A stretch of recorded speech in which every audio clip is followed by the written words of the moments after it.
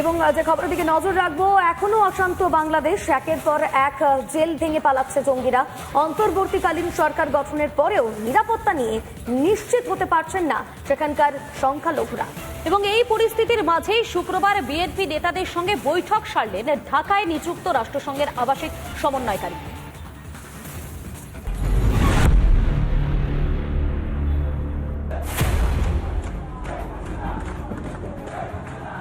বৃহস্পতিবারই বাংলাদেশের অন্তর্বর্তী সরকারের প্রধান হিসেবে শপথ নিয়েছেন নোবেলজয়ী মোহাম্মদ ইউনূস। শুক্রেও অগ্নিগর্ভই রইল বাংলাদেশ। চট্টগ্রাম ও ময়মনসিংহে জেল ভাঙার চেষ্টায় কয়েদি ও কারারক্ষীদের মধ্যে সংঘর্ষ। চট্টগ্রামের কেন্দ্রীয় কারাগারে চলল গোলাগুলি। প্রধান ফটক ভেঙে পালানোর চেষ্টা বন্দীদের।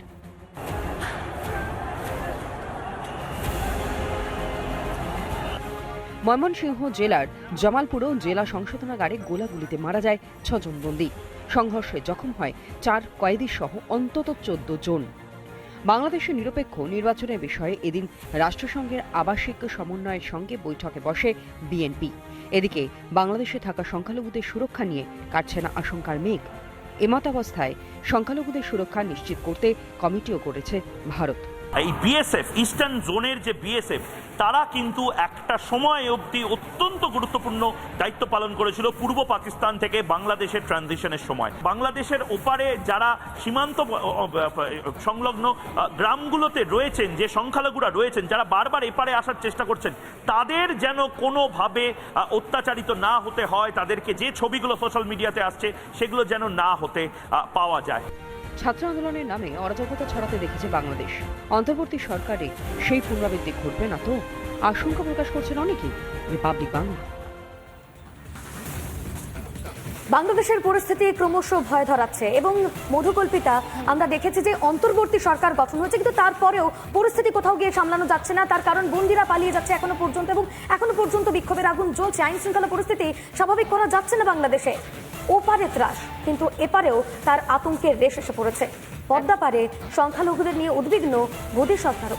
আর এবারে ওপারের সংখ্যালঘু এবং ওপারে ভারতীয়দের সুরক্ষায় বিশেষ কমিটি গঠন করা হয়েছে কেন্দ্রের পক্ষ থেকে। দেখুন একবার।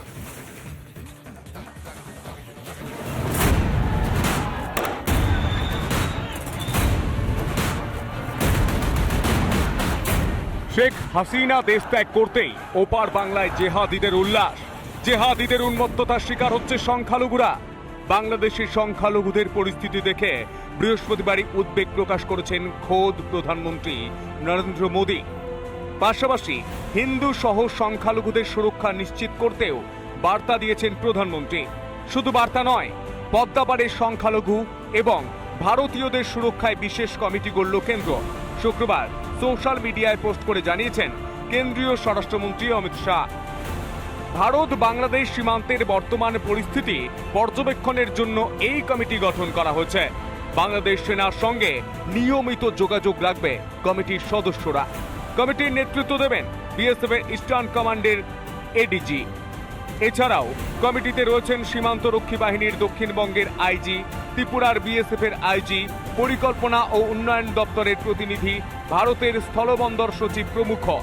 বৃহস্পতিবার অন্তর্বর্তীকালীন সরকারের প্রধানের পদে শপথ গ্রহণ করেছেন মোহাম্মদ ইউনূস। সংখ্যালঘুদের উপর অত্যাচারের ঘটনা তিনি নিজেও মেনে নিয়েছেন। এখন দেখার ভারতের চাপে সে দেশের পরিস্থিতি বদল হয় কিনা। রিপাবলিক বাংলা।